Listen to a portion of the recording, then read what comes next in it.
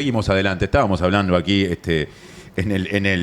¿cómo decirlo? En el entreacto, en la pausa musical de la mañana de la diaria, con la ex senadora Silvia Nane, que en breve estará asumiendo una nueva responsabilidad, en este caso al frente del Departamento de Desarrollo Sostenible e Inteligente de la Intendencia de Montevideo, uno de los departamentos cuyas autoridades conformarán el gabinete de la próxima gestión de la Intendencia, encabezada por el todavía intendente electo Mario Vergara. Silvia, bienvenida y muchas gracias por estar en la mañana de la diaria. Un gusto enorme hacer este inicio en este café tan lindo y este inicio de este ciclo, porque nunca había venido todavía a la Diaria Radio. Eso mismo. Que coincido con ustedes que hay que decirlo despacito y pensándolo.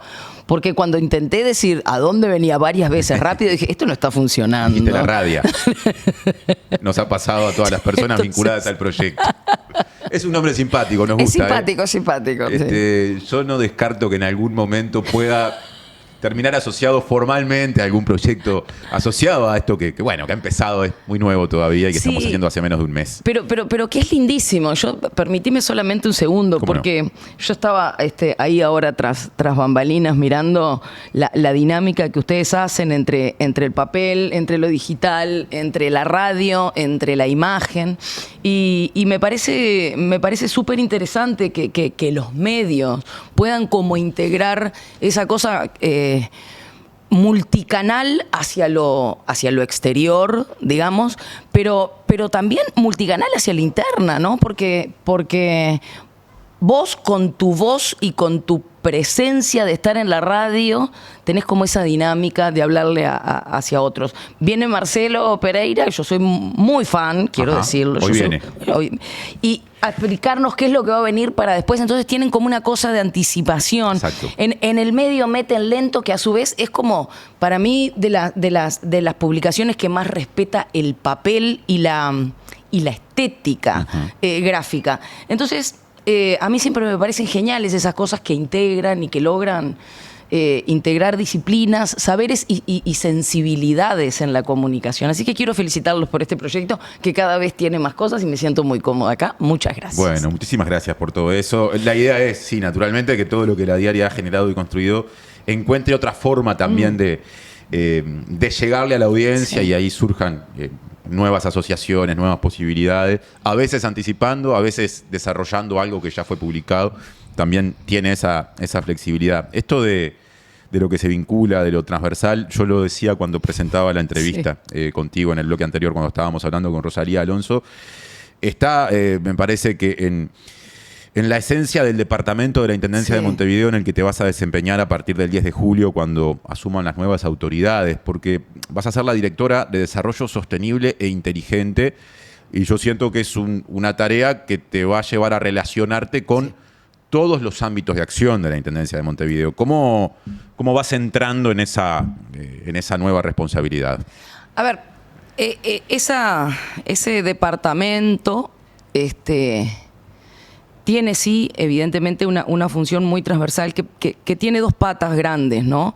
Una es cómo se relacionan todos los departamentos de la Intendencia desde su administración institucional burocrática, digamos, a través de los sistemas de información, a través de las aplicaciones, del software, de los servidores. Hacia adentro de la Intendencia. Hacia adentro de la Intendencia, porque evidentemente el sistema de sueldos tiene que tener relación con el sistema de marca de tarjetas, y porque eso tiene que ver con las licencias, eso tiene que ver con las liquidaciones de salario, pero a su vez también hay elementos que tienen que ver con las tareas administrativas de la Intendencia propiamente, con los cobros, con los cierres de balance, con la gestión presupuestal. Digamos, aquello que hace que la Intendencia automatice algunos procesos a través de la informática.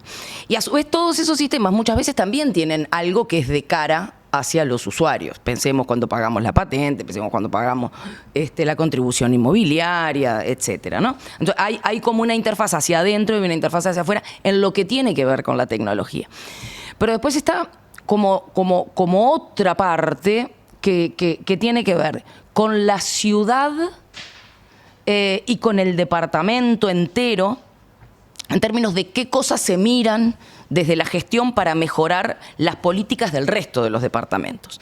Entonces así vemos, por ejemplo, todo lo que es el análisis, la recolección de datos respecto a movilidad, por ejemplo, que termina en la sincronización inteligente de los semáforos de tres cruces, ¿no? En definitiva hay una parte toda de análisis de datos, de información, de categorización, de análisis, que termina justamente en una acción de la Intendencia de Montevideo en la parte de movilidad. Esa tarea de análisis se hace bajo el paraguas, digamos, del departamento que vas a encabezar. Exacto. Y en conjunto, por supuesto, con el departamento que tiene la función específica de encargarse de la movilidad. Pero tenemos también, por ejemplo, todo lo que tiene que ver con el sistema de gestión de las comunas mujer, de las policlínicas, que tienen a su vez comunicación con ACE, porque son prestadoras de servicios de ACE. Y tenemos que empezar también como a que esa relación entre la tecnología, la política pública y el objetivo que tiene que brindar como servicio a la ciudadanía, creo que tenemos que poder entenderlo también de una forma integral y entender que el objetivo final es, en definitiva, que quienes viven o transitan por Montevideo, la Intendencia lo que tiene que arrimarles es el ejercicio de sus derechos, ¿no? Tiene que arrimarse hacia ir tratando de conseguir el mejor ejercicio de derechos. Así, las policlínicas tendrán que mejorar algunos aspectos de sus sistemas para poder llegar mejor a garantizar el ejercicio del derecho a la salud en el área que le corresponde. El espacio CONTAS, que es el espacio de atención en salud mental para adolescentes y jóvenes, va a tener que tener también algunas tareas para poder también cumplir mejor su función, ser más transparente y comunicar mejor que ese servicio está disponible, pero de nuevo, pensando en el ejercicio de un derecho. Entonces, es definitivamente una gestión muy transversal que lo que intenta es ayudar al resto de las áreas a que la tecnología y los procesos automatizados les permitan llegar con mayor facilidad a eso. Y todo eso tiene una pata que es bien importante, que es en la medida que la tecnología lo vaya permitiendo o lo vaya habilitando, poder ir consiguiendo que esa relación entre la Intendencia y quienes transitan Montevideo y quienes habitan Montevideo sea una relación de confianza. Eso también es garantizarle a todos aquellos a todos aquellos de quienes la Intendencia maneja información, decirles la información, la Intendencia está segura. Uh-huh. En esta época de ciberataques y hackeos y no sé qué, la infraestructura de seguridad de la Intendencia es un valor que me parece que vamos a tener que empezar a destacar y a explicarlo y a comunicarlo de forma de poder transmitir confianza. Es decir, los datos están en la Intendencia, los datos de la Intendencia están seguros. Lo transformo en pregunta. ¿Están seguros? Están seguros. ¿Sí? Están seguros. Vamos de todas maneras a trabajar en poder, digamos, medir esa escala de seguridad, en poder cuantificarla. Vamos a trabajar con AGESIC. A mí me parece fundamental poder generar una base de confianza. La confianza tiene que ser sí, por supuesto, desde los ciudadanos, digamos, hacia las instituciones, porque eso habilita una democracia fuerte, una república sana, pero también tiene que ser desde las instituciones del Estado hacia la ciudadanía. Esa confianza tiene que ser bilateral. Entonces, esa confianza se tiene que ganar con transparencia, con poder acercar a todos aquellos quienes tienen posibilidades o ideas para innovar, arrimar la información que las instituciones públicas tienen en lo que se llama los procesos de innovación abierta, ¿no? Yo pongo datos a disposición y te digo, bueno, con esto ¿qué podemos solucionar? ¿Qué ideas se te ocurren? Hay que empezar a transitar ese ida y vuelta de la confianza. Perdón, así que vamos Silvia, a estar trabajando ahí. Bien, me interesa relacionar tu futura responsabilidad con los que se han presentado como los dos grandes focos de acción o principales focos de acción de la futura gestión, movilidad y limpieza, uh-huh. ¿no? Dicho por el intendente electo Vergara muchas veces durante la campaña electoral y en entrevistas bien recientes. En el caso de limpieza en particular, ¿no? Las políticas de limpieza están dentro del organigrama de la Intendencia de Montevideo bajo la égida del Departamento de Desarrollo Ambiental, exacto. ¿no? Hay una cantidad de propuestas vinculadas con, bueno, establecer un sistema mucho más variado de recolección de residuos, por ejemplo, según el tipo de predio en el que las personas vivan, si son edificios, si son cooperativas, el tipo de barrio de la ciudad del que hablemos. Se habla incluso de alguna solución que nos dijo el intendente electo, va a ser puntual, pero se va a instrumentar de realizar contenedores soterrados en algunas grandes avenidas.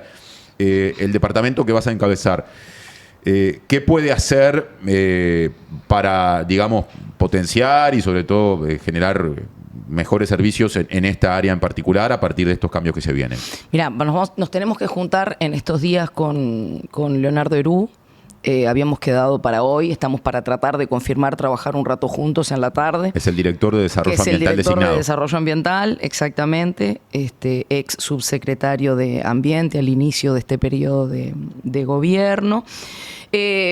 Algunas cosas que surgen así rápidamente en el uso de la tecnología es que la tecnología hoy nos habilita, por ejemplo, para poder avisarle, en los casos donde haya recolección domiciliaria, poder avisarle a las personas, está por llegar el camión que recolecta los residuos en 10 minutos o en 15 minutos, o está en tal lado, ¿no? Y que vos lo puedas visualizar, que te pueda enviar alerta. Eso hoy es perfectamente posible. Tenemos que ver cómo se termina afinando y cómo hacemos, digamos, la suscripción a ese sistema de alertas, si lo implementamos a través de una aplicación en el celular o si lo hacemos, veremos cómo se arma, pero eso es una posibilidad que hoy la tecnología lo permite perfectamente, no es demasiado complicado.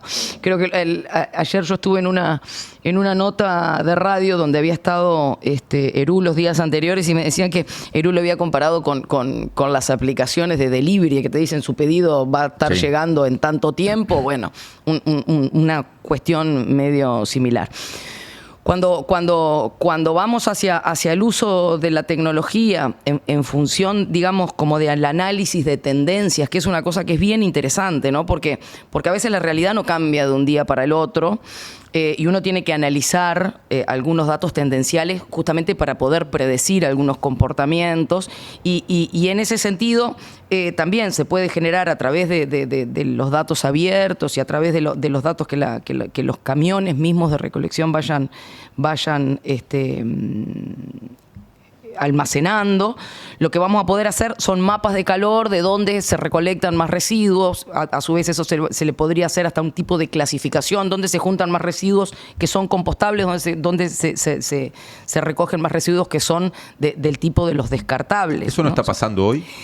La clasificación no, porque no hay un sistema de clasificación. O sea, hoy no está medido cuánta basura de qué tipo vos tenés, pero podría ser una cuestión que si se llegase a implementar es perfectamente viable a través de la tecnología. Hay una zona de Montevideo que es el municipio B donde hay contenedores diferenciados, por ejemplo. Eso. La cuestión es, si nos interesa como política empezar a medir para decir cuánto podríamos no haber tirado, por ejemplo, ¿no? ¿Cuánto podríamos haber compostado? Y poder de repente enfocar políticas, si es necesario, hacia ese tipo de cosas. Hoy la tecnología provee eso. Lo que tenemos que entender antes de implementar tecnología es qué le vamos a pedir a la tecnología, ¿no? Implementar tecnología es facilísimo. Es una cuestión, hoy por hoy, con el tipo de tecnología que hay, con el acceso a la tecnología que hay, la implementación de una solución tecnológica te diría que es el menor de los problemas. Lo que tenemos que entender es el para qué. Y cuando uno entiende el para qué, también se tiene que preocupar de explicar el para qué y por qué, ¿no? Hay una cuestión de poder generar compromiso en la acción. Porque yo puedo implementar la mejor tecnología del mundo, tener el mejor sistema de recolección, que si no me lo sostiene el día a día, si no me lo sostiene la convicción de quienes viven o transitan en la ciudad, de que está bien que eso sea así, y que lo puedan comunicar en el momento que van a buscar a los gurises a la escuela o en el momento que se ven con otros en la feria, ¿no? Si no se hace parte de eso, la tecnología es simplemente una herramienta más que puede llegar a ser uno de los elementos que no aportan, ¿no? Entonces, a mí me parece que en eso que vos decías hoy de lo transversal no involucra solamente actores institucionales. No involucra solamente elementos formales de administración o de gestión. involucra la vida. Involucra que vos tengas instituciones que te acompañen en el transcurso de tu vida, ¿no? Y que se adecuen a esos cambios. No que uno se tenga que estar adecuando, como pasa muchas veces, a los procesos burocráticos que al Estado le quedan cómodos por alguna cuestión que uno nunca termina de entender a veces por qué. Vamos a decir, ¿de qué manera esto queda cómodo? ¿Será por esta división, esta cosa? ¿Eso será porque queda cómodo en la administración presupuestal? ¿Será porque en algún momento quedaba una oficina al lado de la otra y quedó cómodo y después cerraron uno y quedó esto aislado por acá? ¿No viste que el Estado tiene como esas cosas así? Y cuesta a veces repensar esas ¿cómo decirlo? Esos hilos burocráticos que se van generando. Te pregunté por la cuestión del vínculo del departamento que vas a encabezar con el desarrollo ambiental y en particular con limpieza y recolección de residuos.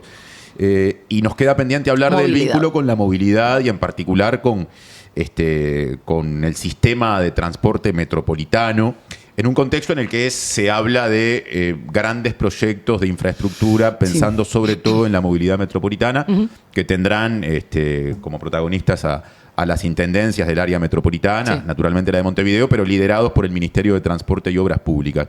¿Qué te propones para esa área específica? Bueno, ahí hay que conversar mucho las políticas que están a nivel del gobierno nacional, entender cuáles son los planos, los planes que tiene el Ministerio de Transporte y Obras Públicas, cómo está definido el apoyo del gobierno nacional y entender, junto con las intendencias que estén involucradas en este proyecto, justamente esa gestión metropolitana. Lo metropolitano es una cuestión también de la vida de la gente, ¿no? Bueno, yo vivo en el Remanso de Neptunia, vengo a Montevideo todos los días, tengo una vida metropolitana, muy de Montevideo cuando trabajo, muy del otro lado del Arroyo Carrasco cuando llego a casa. Pero es la integración de mi vida, es el trayecto vital que hago. ¿Cuánto demoras en llegar a Montevideo diariamente? Temprano, cuando venís a trabajar de mañana. Los días que si no vengo en horas pico, 50 minutos, 48, 50 minutos. Cuando la cosa está un poco más picadita, 55. Y cuando el tránsito está pesado, 1:10. Venís en un vehículo particular, en tu auto. Sí. Digo, porque bueno, además mis hijos de que van y vienen en ómnibus, hay días que tienen 2 horas. Ahí está, eso iba, ¿no? Sí. Las demoras son mayores en el caso del transporte colectivo, que es el que de alguna manera será destinatario de los cambios que vengan.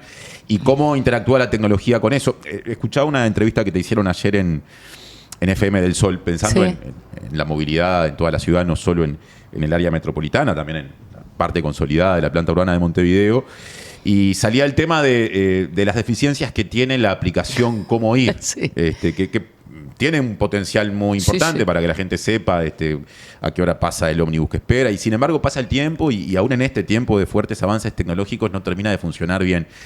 ¿Puede haber alguna innovación en ese sentido? Sí, yo creo que es una de las cosas que hay que analizar como justamente eso, como una herramienta que acompañe las formas de vida que han ido cambiando y nuestra relación con la tecnología. Ayer creo que hablábamos de eso también, ¿no?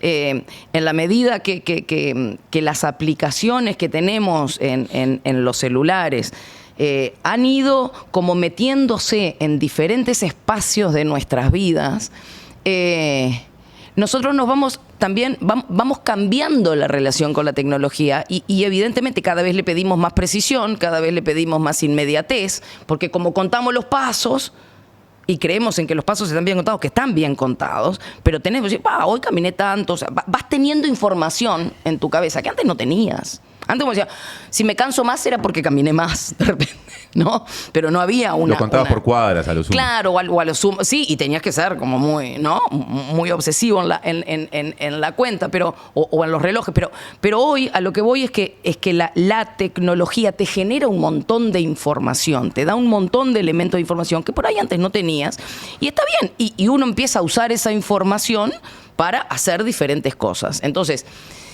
hoy hay una exigencia mayor al Cómo Ir, que ha ido cambiando en función de eso, de decir, bueno, mira, yo me mudé, suponete, para la ciudad de la costa, porque quería tener más espacio para que los gurises tuvieran un fondo más grande y pudieran jugar al fútbol. Y eso hace que de repente, si vos podés venir, hay un montón de vecinos míos que van hasta el peaje en el auto y después del peaje para ahí toman un ómnibus. Y de repente en ese trayecto del ómnibus tienen que tomar otro ómnibus para llegar a donde...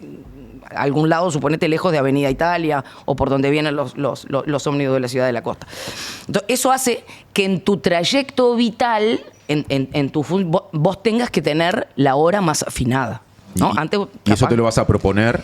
Y tenemos que poder entender eso. ¿Y cómo no se ha podido hasta ahora? Porque eso llama la atención. Bueno, honestamente, después que termine la transición podré tener ese diagnóstico. Pero a lo que voy es que eso implica que nos pongamos todos de acuerdo para cumplir el objetivo y para acompañar a las personas, cada quien desde su lugar, cada institución, cada empresa, desde su lugar en el trayecto vital de la gente. Entonces, va a haber que conversar con las empresas, de decir...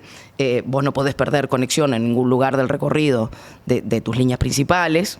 Eso ocurre. Y yo calculo que debe ocurrir. No sé si ocurre, pero me tendría que asegurar primero que no ocurra. Tendría que poder medir eso y decir, bueno, acá nadie pierde conexión. ¿Estamos bien? Estamos bien.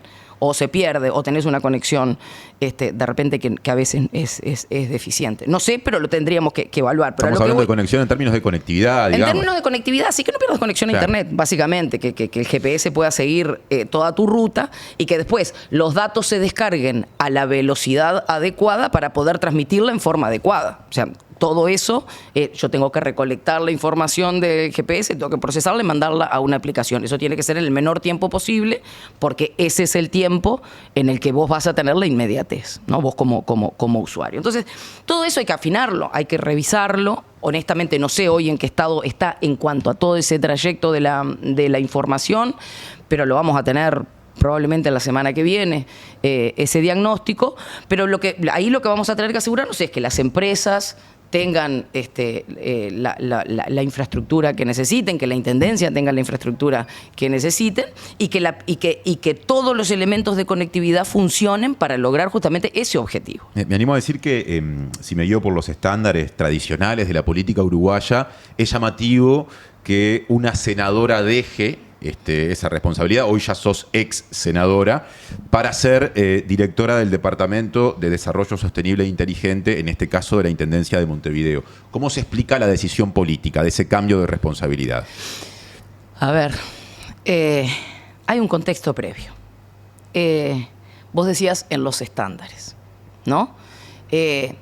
Hay una idea general que yo respeto mucho y que comprendo, que es, hay una especie como de carrera política entendida, de un cierto trayecto político a través de determinadas funciones políticas, ¿no?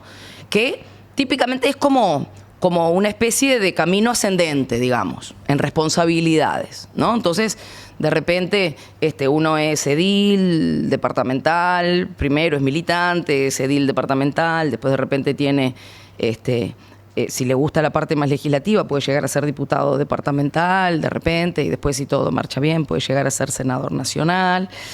Y después hay como toda otra pata, que es hacia la pata, digamos, más de la gestión, ¿no? De que uno puede de repente involucrarse en los gobiernos departamentales y después de repente de alguna manera, y para quienes no nos ven, estoy haciendo el símbolo de comillas, puede ir escalando de alguna manera hasta cargos ejecutivos nacional. Pero hay como una cosa que tiende a la verticalidad en una concepción general, que la entiendo. Yo no vengo de una carrera política. También para poner un mínimo contexto, yo trabajé toda mi vida en tecnología, en la actividad privada, en principio como dependiente de empresas medianamente grandes y después tuve mi propia empresa. Y después en algún momento me invitaron a formar parte de la Cámara Uruguaya de Tecnologías de la Información. Ahí en el 2018, 2019 conocí a Carolina, que habíamos a su vez coincidido en una misión en el exterior justamente de la Cámara Uruguaya de Tecnologías de la Información. Carolina me invita a unirme a su equipo de campaña en ese momento. Yo venía militando siempre en el Frente Amplio, pero digamos de una forma muy de comité. Me uní al grupo de trabajo de lo que en su momento fue el comando político de la campaña de las elecciones internas del 2019. En ese momento que Carolina no fue electa, la precandidata del Frente Amplio, y quedó en el Senado, lo que armamos fue un equipo de Senado que tratamos de reforzar con compañeras y con compañeros en roles que le iban a ser propios a la banca de Carolina. De esa manera es que yo tomo la segunda suplencia en el Senado de Carolina, porque parte de lo que Carolina iba a trabajar, evidentemente, iban a ser temas relacionados con tecnología. Acordate que en aquel momento se venía la ley de urgente consideración, venía toda la discusión de los proyectos que qué iban a hacer con Antel y demás. O sea, había un lugar puesto ahí. Y ahí llegaste al Senado cuando Carolina Cose es electa intendenta de Montevideo. Claro, después, como parte de decisiones de ese proyecto político colectivo, decidimos competir por la intendencia de Montevideo. Yo ahí siempre hago referencia a un queridísimo compañero que decía, nosotros arrancamos terceros cómodos, porque acuérdense lo que fueron las elecciones departamentales del 2020, pero resultó ser que en algún momento las encuestas empezaron a dar que Carolina ganaba, terminó ganando la intendencia de Montevideo, y ahí hubo que reorganizar. Llegaste al Senado y estuviste 5 años de corrido. Bueno, justamente. Entonces te consolidaste en el imaginario colectivo como senadora frente amplista. Exactamente. Y entonces en ese contexto de un Senado que venía de un Frente Amplio que había perdido el gobierno nacional y un Senado que también se reconfiguró mucho, porque de los figurones políticos que había en principio. Acuérdense que en aquel Senado al principio estaba Pepe, estaba Lucía, estaba Astori, estaba Bonomi, estaba Lilian Quechichán, que después terminó la legislatura, pero había personas de peso. Estaba Daniel Olesker, estaba Andrade, estaba Vergara. O sea, había un peso político muy interesante en esa bancada, pero digamos, estaban líderes importantes del Frente Amplio. Después pasó la pandemia, después renunció Pepe, después renunció Lucía, después se dio aquella renuncia después de una larga licencia de Astori también, y fueron emergiendo otras figuras con las que hicimos un grupo de trabajo que fue una bancada de oposición, muy en el marco también de una estrategia del Frente Amplio, enfocada en qué hacíamos después de la autocrítica, enfocada en que los senadores del Frente Amplio fuésemos figuras de ir a cada rato al interior, en el marco del Frente Amplio, te escucho, o sea, muy partícipes de todo, y además partícipes de la bancada, y además tratando de buscar la base popular de lo que después para mí fue el triunfo del Frente Amplio. Estamos hablando mucho del 2020 y yo quería hablar más del 2025. Yo entiendo, pero ese contexto es importante en el cual se dio, digamos, mi formación, mi integración a la bancada del Frente Amplio y en ese perfil de senadora, que era lo que había que construir, y fue la responsabilidad política que a mí me asignó mi proyecto político. Pasan las elecciones, el Frente Amplio gana el gobierno. Los gobiernos de Canelones y de Montevideo fueron, y el gobierno de Salto capaz en su momento, pero esa área metropolitana, que fue el núcleo duro de los votos del Frente Amplio, tuvo mucho que ver en el triunfo del Frente Amplio. Y después del resultado electoral, estoy tratando de hacer un análisis político partidario para enfocarme,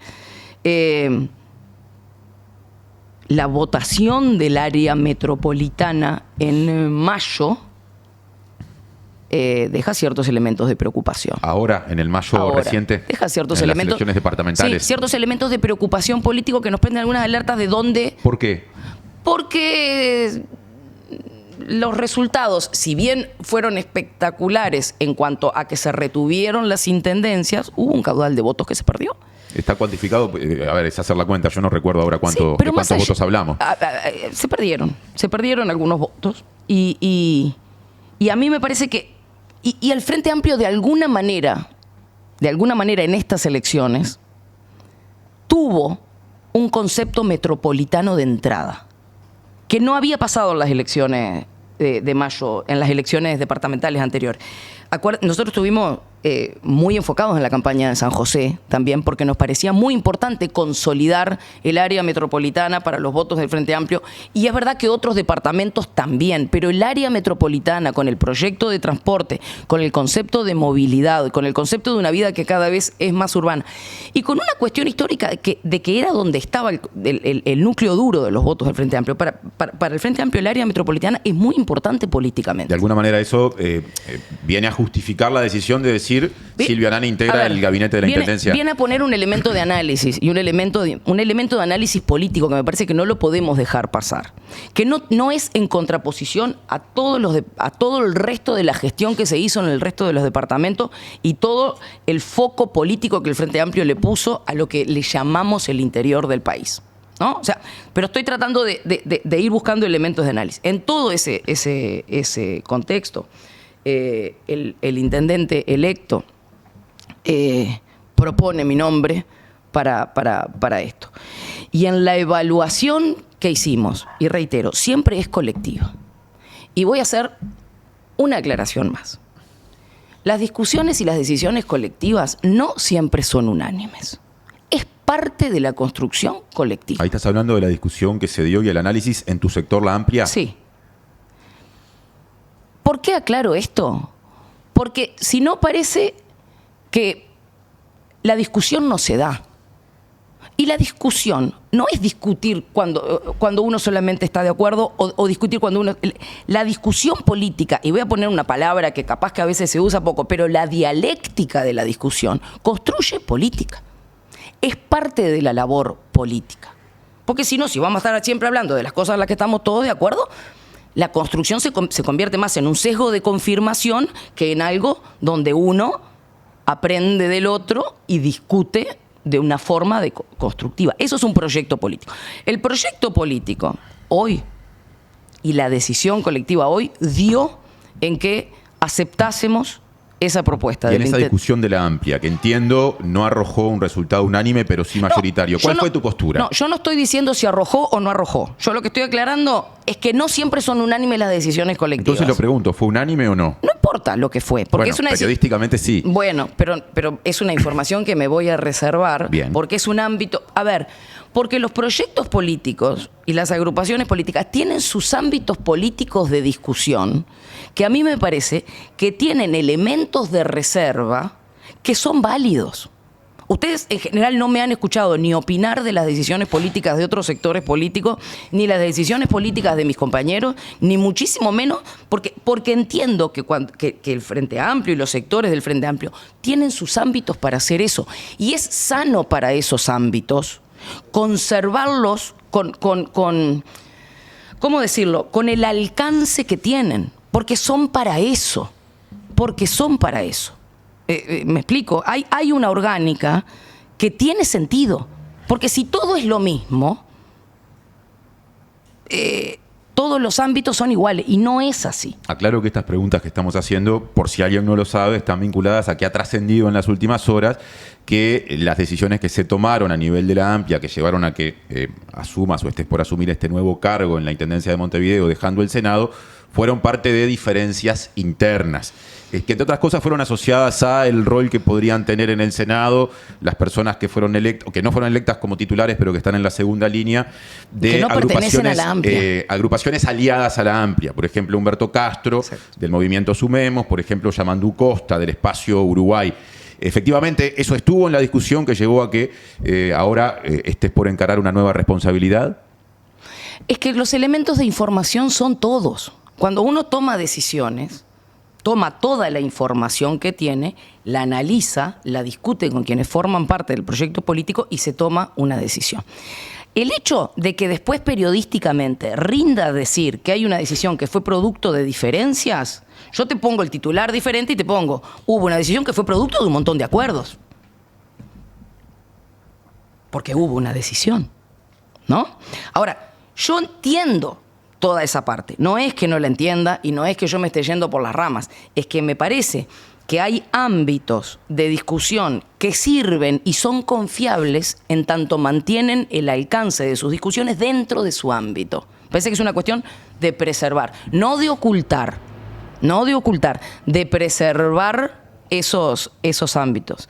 Ahora, fruto, y voy a cambiar el titular, ex profeso, fruto de una discusión interna y de una serie de acuerdos internos, porque las decisiones colectivas son productos de acuerdos internos, es que yo voy a estar tomando la responsabilidad que ofreció el intendente electo de Montevideo. Convencida además de que Montevideo es una pieza clave, porque no es por cualquier cosa. Montevideo es una pieza clave políticamente para el Frente Amplio. Y el proyecto político Frente Amplio, que es al cual yo pertenezco, requiere una gestión en Montevideo donde todos pongamos lo mejor que tenemos.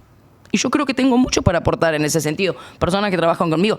Y la intendencia en sí misma tiene mucho para aportar en ese sentido. Pero a mí siempre me gusta tratar de hacer el análisis institucional, por un lado, de la responsabilidad institucional del Ejecutivo, por un lado, porque es la intendencia de todas y de todos los montevideanos y quienes transcurren por Montevideo, que votaron o no votaron al Frente Amplio. Pues yo trato de ser siempre muy respetuosa de esa parte, de la parte institucional, ejecutiva, y cuando hablo políticamente, aclaro que estoy hablando políticamente. Entonces, para el proyecto político Frente Amplio, Montevideo es muy importante. Muy importante. Yo estoy colaborando en eso, de un proyecto político que siento que trasciende mis decisiones personales. Dos preguntas sobre el cierre, Silvia. El país informa hoy que no está del todo resuelto a nivel de la amplia quién terminará ocupando tu banca.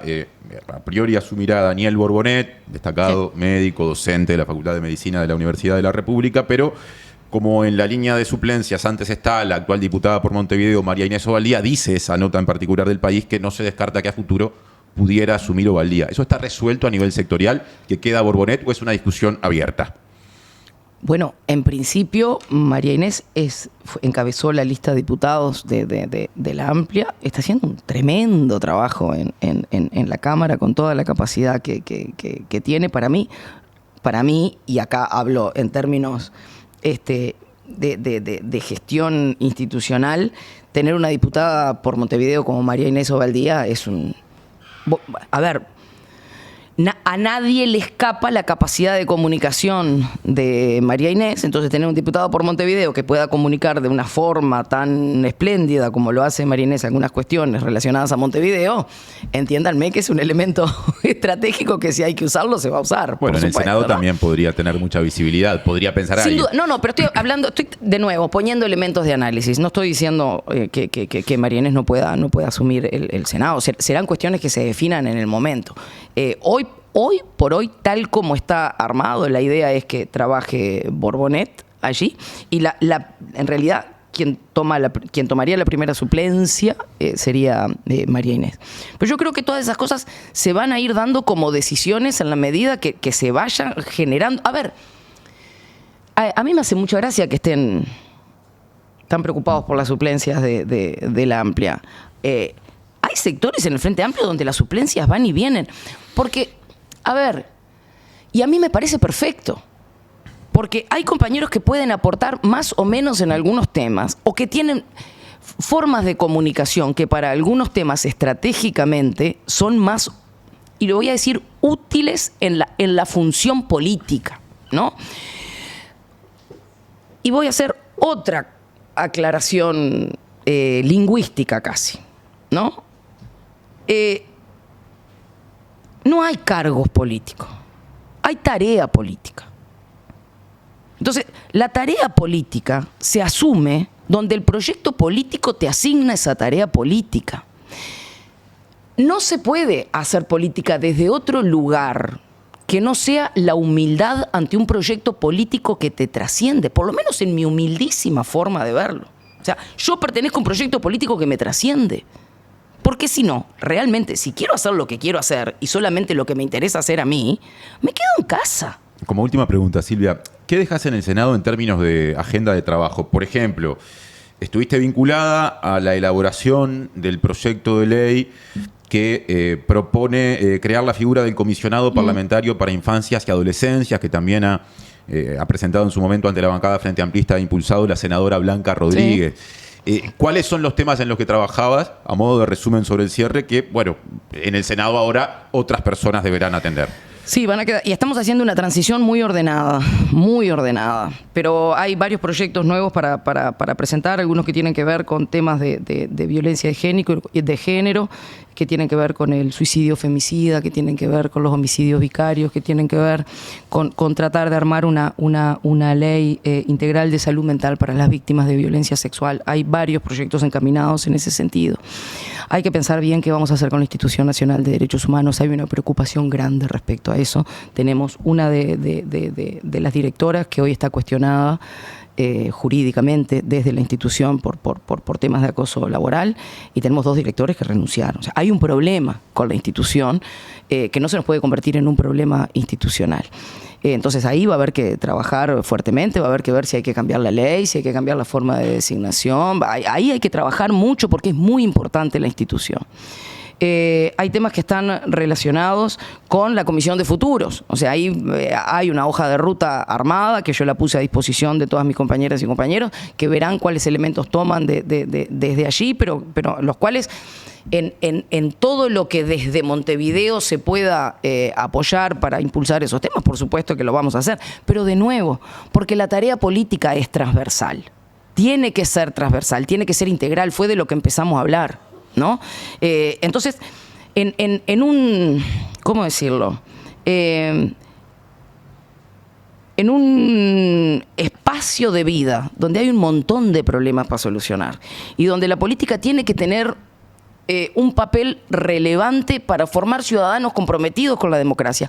Todo el mundo tiene tarea y no necesita un cargo para tener tarea. Entonces, yo creo que lo que hay que hacer es remangarse cada quien desde el lugar que le toque, poner desde su humilde condición lo mejor que tiene y apoyar este proyecto político que para nosotros se llama Frente Amplio, que busca una sociedad más justa, una sociedad más equitativa, que busca darle por todos lados que podamos a la desigualdad y tener una sociedad más integrada para que eso sea la elección de la ciudadanía. Es bastante sencilla lo que hay que hacer, remangarse y trabajar. Silvia Nane, ex senadora Frente Amplista y futura directora del Departamento de Desarrollo Sostenible e Inteligente de la Intendencia de Montevideo, gracias por la visita a la mañana de La Diaria. Muchísimas gracias, un gusto enorme.